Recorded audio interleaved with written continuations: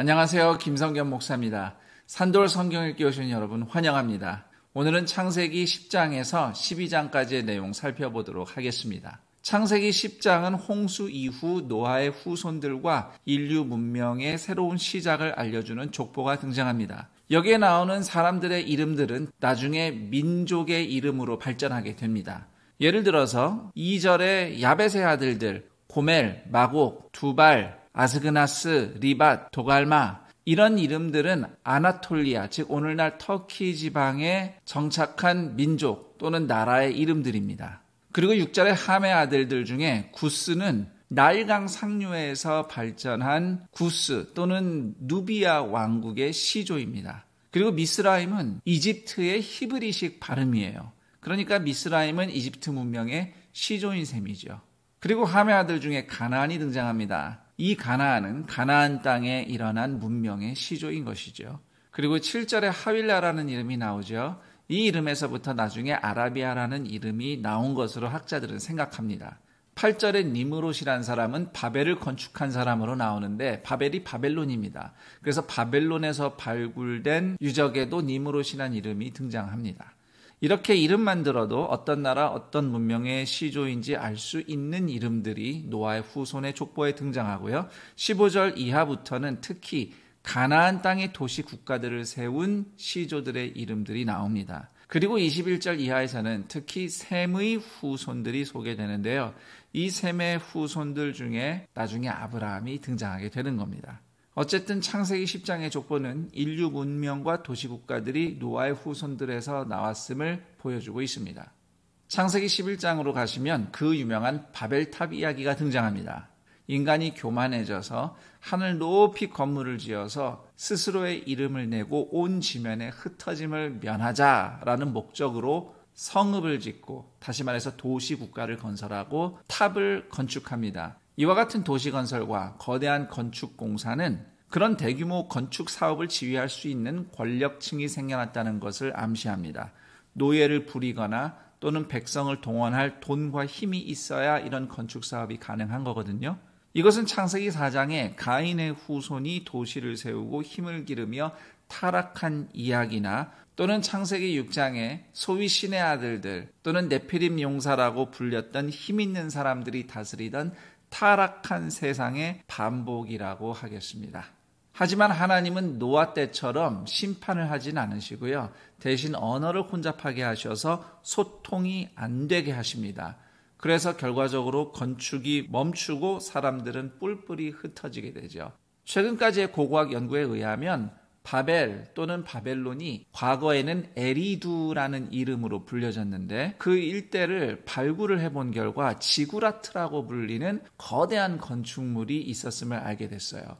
꼭대기에는 성전이 있는 피라미드 형태의 거대한 건축물인데 지속적으로 증축이 됐어요. 그러니까 한 번에 크게 지은 것이 아니라 시대마다 짓다가 좀 쉬고 나중에 더 높이 쌓아 올리고 좀 쉬었다가 또 쌓아 올리고 이런 식으로 계속 증축이 된 흔적이 발견됐고요. 에리두라는 이 바벨론이라는 도시가 갑자기 버려진 흔적이 발견되기도 했습니다.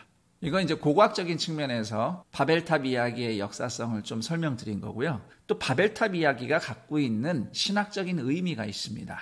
두 가지를 말씀드릴 수 있는데 우선 하나는 인간은 결국 타락한다는 사실이고요.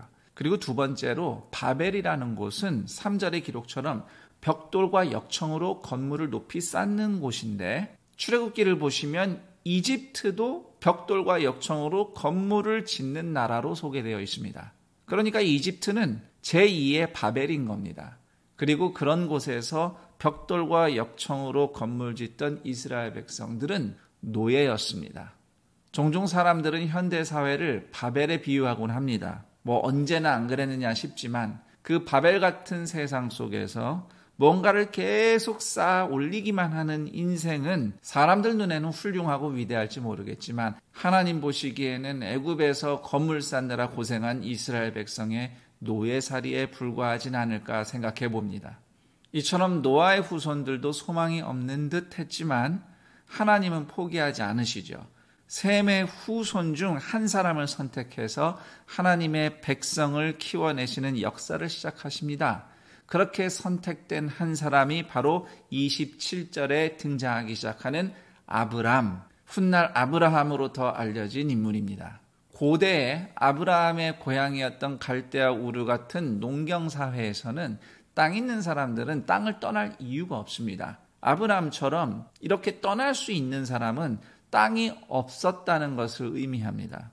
땅이 힘이었던 바벨의 시대에 땅은 물론이고 자녀도 없던 현재와 미래가 모두 없는 비천한 인생 아브라함을 하나님께서 이스라엘의 조상으로 선택하신 겁니다. 창세기 12장은 하나님께서 바로 그 아브라함을 부르심으로써 하나님과 아브라함 가문의 이야기가 시작이 됩니다. 참고로 아브라함이란 이름은 높임받는 아버지란 뜻이고요. 나중에 이름이 바뀌면 아브라함이 되죠. 아브라함은 만민의 아버지란 뜻입니다. 1절에서 3절까지의 단락은 창세기 1장에서 11장까지 이야기와 12장에서 50장까지 이야기를 연결할 뿐만 아니라 이후 성경 전체를 관통하는 주제입니다. 하나님은 아브라함이라는 사람과 그 후손을 선택하셔서 그를 통해서 땅의 모든 족속이 복을 얻게 하실 것입니다. 즉 에덴을 회복하고 완성하는 하나님의 구원 역사를 시작하신 겁니다. 하나님을 만나고 약속을 받은 아브라함은 먼저 세상을 떠난 형제의 아들, 다시 말해서 조카가 되겠죠. 롯과 함께 가나안으로 출발합니다. 가나안 내지로 들어가서 쭉 가다가 세겜이라는 도시에 도착하는데 그곳에서 아브라함이 처음으로 제단을 쌓고 하나님의 이름을 부르며 예배하죠. 세겜은 이스라엘 중북부에 위치한 요충지인데요. 그 유명한 그리심산과 에발산이 있는 곳입니다.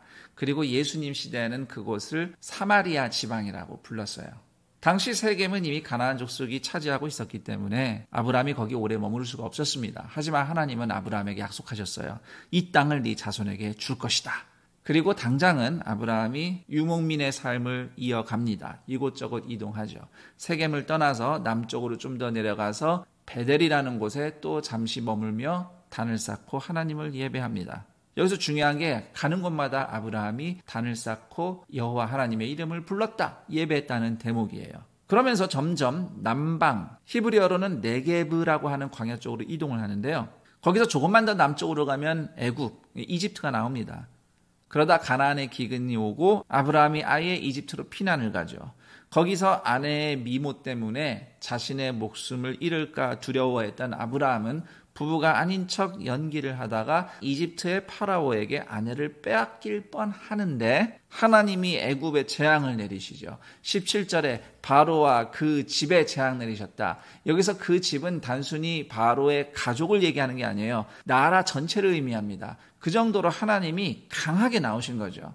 사실 우리 생각엔 아브라함이 잘못한 것 같은데 물론 아브라함의 잘못은 있어요. 아무리 힘없는 이방인 처지라고 해도 그렇게 아내를 아내가 아닌 것처럼 하면 안 되죠. 그러나 이미 아내가 있는 사람이 왕이라는 이유로 미모가 마음에 든다고 또 여자를 데리고 가는 이런 이집트의 파라오의 행태는 창세기 4장의 가인의 후손의 죄와 창세기 6장의 자칭 신의 아들들, 권력자들이 저지르는 죄였습니다. 이것은 명백히 하나님의 심판의 대상이었죠. 그때 일로 아브라함은 하나님의 은혜와 능력을 확실히 보게 되고요. 파라오에게서 아내의 사례를 돌려받았을 뿐만 아니라 큰 재산까지 덤으로 받아 가나안으로 돌아오게 됩니다. 여기까지가 창세기 12장까지 내용이 되겠습니다. 그럼 전 여기서 인사드리고 내일 그 다음 내용과 함께 여러분 다시 찾아뵙도록 하겠습니다. 감사합니다.